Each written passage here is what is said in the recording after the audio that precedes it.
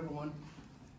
Jerry asked me to speak to y'all a little bit about the Eclipse, some of the planning we're doing, and kind of what we're doing to plan for the flood of people that could come into our county next year in April. This is the eclipse that happened in 2017. This is where I'm getting most of my knowledge, studying what happened. Their eclipse, as you can see, was 2 minutes 40 seconds, where we're looking at 4 minutes and 15 to 16 seconds. We're moving quite a bit longer time period. The numbers I saw, especially up in Wyoming, are unreal for the people that showed up to see the eclipse and to just be part of it. It was the one in 17 was the first one to transverse the continental United States since 1918. We have another one that's going to cross the country, part of the country, in October. It's October 14th of this year. Then we have another one, don't remember the date, but it's in 2044. They'll actually come through here again. Communities all over the country saw logistical nightmares. Towns with populations as small as 400, 500 people would see 20, 25,000 people show up to their towns. They weren't equipped for that. We want to make sure we're as equipped as we can be. The infrastructure, that's a real problem. People are setting up these organized festival events. We got some of them already planned here in the county. There's others being planned. Our infrastructure is not built for it.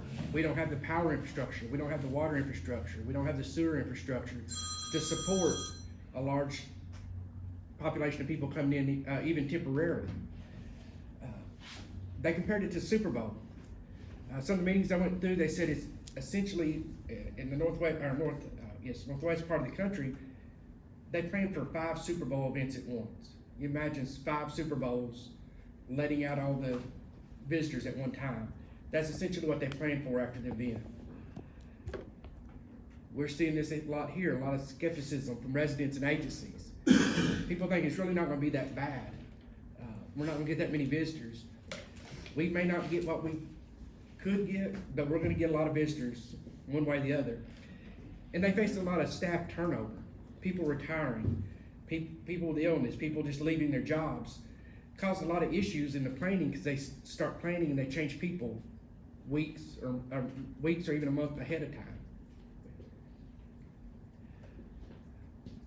One of the big deals with the villages, that's why I love the idea of villages, is choosing places to get people together. If we can get them together in these areas, take them off our highways, that helps tremendously. They can only leave those areas at a certain speed. Driveways, there's gonna be congestion, it's gonna slow that traffic down, getting out of those festival areas and getting back on the highway to hopefully help some of that highway traffic move a little better.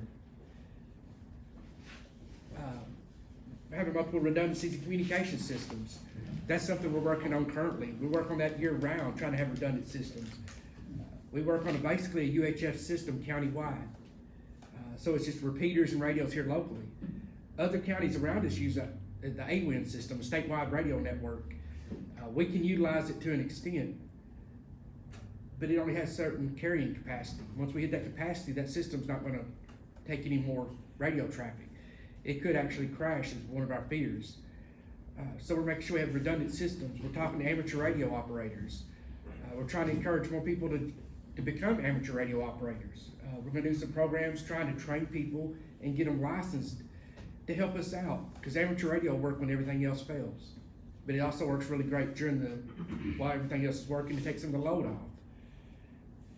We're working on identifying areas to pre-stage equipment and personnel. Pettigee Mountain, for instance, it's going to have limited ingress and egress.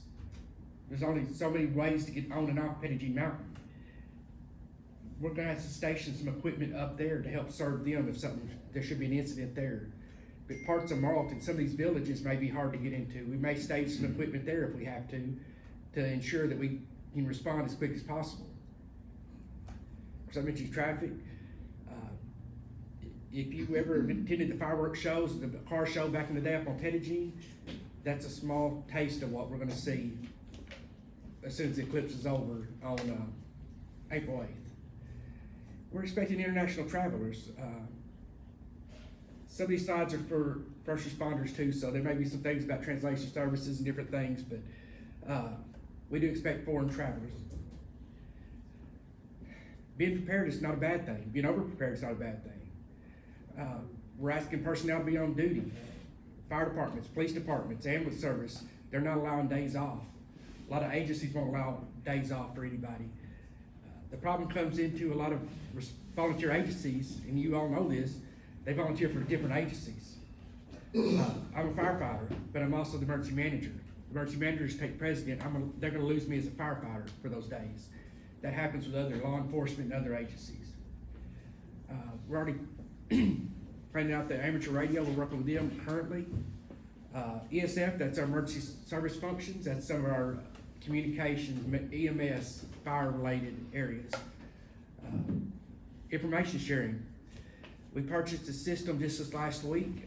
Hopefully we'll have it started this next week. It's a new dashboard that we can utilize to send out mass text notifications. I can build you, it's not like iPaws where we can send out alerts, but if you're in our system, and I'm gonna try to get as many people as I can into it, I can send out messages based off your roles, your agencies, or just a blanket message to everybody. So if we have a missing child, we have an accident, we have an incident somewhere, I can get that information out much more quickly, the best we can. One of the issues we're gonna see, and I don't have a slide on this, is our communications network. You know, when we have a major disaster or something going on and a cell tower or something goes down, you can't make a phone call. You can't get those calls through. That's one of the issues I'm concerned about, is losing the cell phone coverage. Many times text messages will still go through when that voice call will not. And frequency management, that's kind of more on the emergency management side. That's just making sure we have resources allocated for all the different agencies to speak on the radio. Yes, sir. So what is the answer to the cell phone? I mean, what can you do to prepare for that?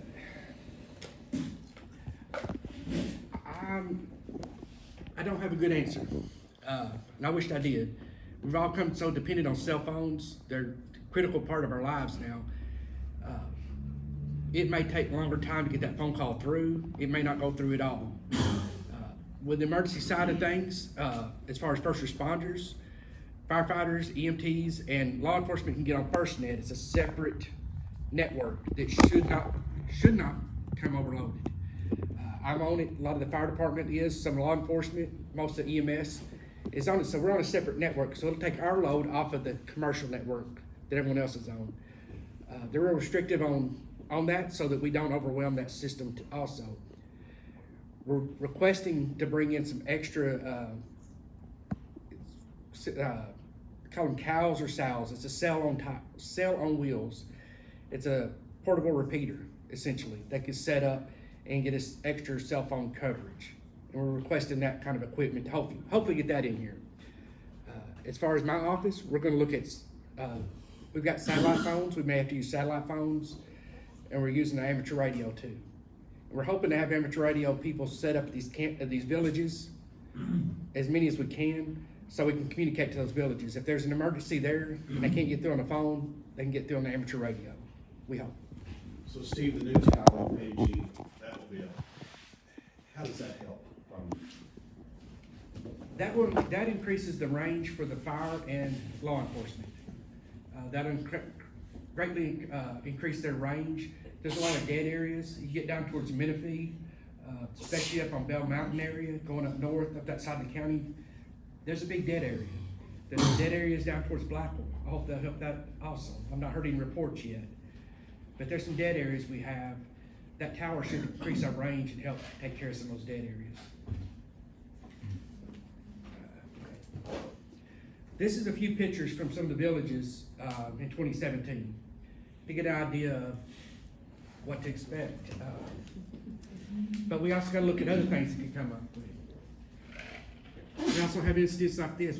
Along with the day-to-day stubbed toes, sick person, heart attacks, there are incidents that happen. This was an incident that happened in Kentucky where a car drove into a crowd that were watching the eclipse. This is an aerial view of one of the villages. I think this is Morrilton. They made $3 million in a weekend. Yes, that is an unreal amount of people. That's just, It that's takes just, 3 or 4 days to get all these people out? it'd have to take several days. Cause you see, it's very limited, the roads in are very limited, but that's a city, that's a temporary city station.